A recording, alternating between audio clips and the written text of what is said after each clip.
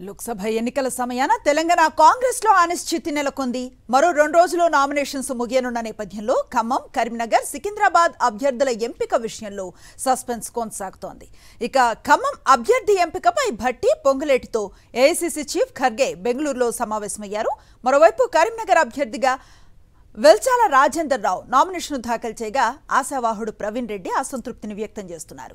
ఇక సికింద్రాబాద్ అభ్యర్థి విషయంలోనూ ఎన్నో అనుమానాలు వ్యక్తమవుతున్నాయి. దానం నాగేందర్ తన పదవికి రాజీనామా చేయాలని కేసీ వేణుగోపాల్ ఆదేశించారని, లేని పక్షంలో అభ్యర్థిని మార్చేందుకు అధిష్టానం యోచిస్తున్నట్లుగా తెలుస్తోంది.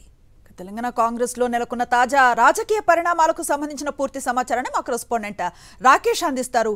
రాకేష్, ఏం జరుగుతోంది? మరో 2 రోజుల్లో తెలంగాణలో లోక్సభ ఎన్నికలకు నామినేషన్ల ప్రక్రియ ముగియబోతా ఉంది. అయినప్పటికీ ఇంకా 4 సీట్ల విషయంలో టీ కాంగ్రెస్లో సందిగ్ధత నెలకొంది. అందులో 3 సీట్ల విషయంలో ఇప్పటికీ అభ్యర్థిని ప్రకటించలేదు. ఇంకో సీటుకు అభ్యర్థిని ప్రకటించినప్పటికీ ఆ అభ్యర్థిని బలపరుస్తారా లేకుంటే మారుస్తారా అనే ఒక చర్చ అయితే జోరుగా సాగుతుందని చెప్పుకోవచ్చు. మనం ప్రధానంగా 3 అభ్యర్థులు ప్రకటించిన సీట్ల విషయానికి వస్తే ఖమ్మం, కరీంనగర్ అలాగే హైదరాబాద్కి సంబంధించి పెద్దగా చర్చ లేనప్పటికీ ఖమ్మం, కరీంనగర్ విషయంలో ఒక చర్చ అయితే సాగుతుందని చెప్పుకోవచ్చు. నిన్న ఖమ్మం అభ్యర్థి ఎంపికకు సంబంధించి ఏకంగా ఏఐసీసీ రంగంలోకి దిగి ఖర్గేనే నేరుగా భట్టి అలాగే పొంగులేటి శ్రీనివాసరెడ్డితో సమావేశమై దానికి సంబంధించి చర్చించారు. అయినప్పటికీ దానిపైన ఇంకా సందిగ్ధత కొనసాగుతూనే ఉంది. మరోవైపు కరీంనగర్కి సంబంధించి వెల్చాల రాజేందర్ రావు నామినేషన్ దాఖలు చేసినప్పటికీ ఆ నామినేషన్ విషయంలో స్పష్టత అయితే కనిపించట్లేదు. ఇప్పటివరకు పార్టీ నుంచి అధికారికంగా కూడా ఎక్కడ కూడా ప్రకటన రాలేదు. అయితే ఏఐసీసీ నుంచి 1-2 రోజుల్లో ప్రకటన వస్తుందంటూ కూడా పొన్నం ప్రభాకర్ చెప్తున్నప్పటికీ దానిపైన క్లారిటీ లేదు.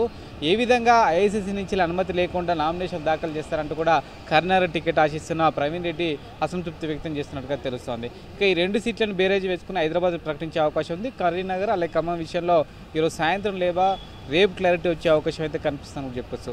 మరోవైపు ఖైరతాబాద్కు సంబంధించిన ఎమ్మెల్యే దానం నాగేందర్ని ఇప్పటికే సికింద్రాబాద్ అభ్యర్థిగా ఏఐసీసీ ప్రకటించింది. అయినప్పటికీ ఖైరతాబాద్ ఎమ్మెల్యే పదవికి రాజీనామా చేసి బరిలోకి దింపాలనేది ఏఐసీసీ ఆలోచన కనబడుతూ ఉంది. గత వారం కేసీ వేణుగోపాల్ హైదరాబాద్ వచ్చిన సందర్భంగానే దానం నాగేందర్ ఎమ్మెల్యే పదవికి రాజీనామా చేయాలని చెప్పిన సమాచారం. అయితే ఆ సమయం ముగిసింది.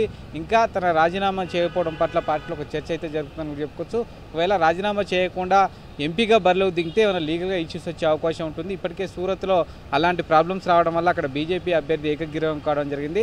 అలాంటి పరిస్థితి మళ్ళీ రావద్దంటే ఇక్కడ కూడా లీగల్గా టెక్నికల్గా కొన్ని చూసుకోవాలంటూ కూడా పార్టీ ఆదేశించడం జరిగింది. దాని నేపథ్యంలో దానం నాగేందర్ అభ్యర్థిత్వం పైన కూడా ఒక చర్చ అయితే సాగుతుంది.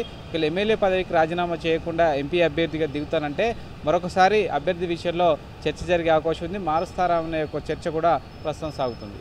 Right, thank you Rakesh.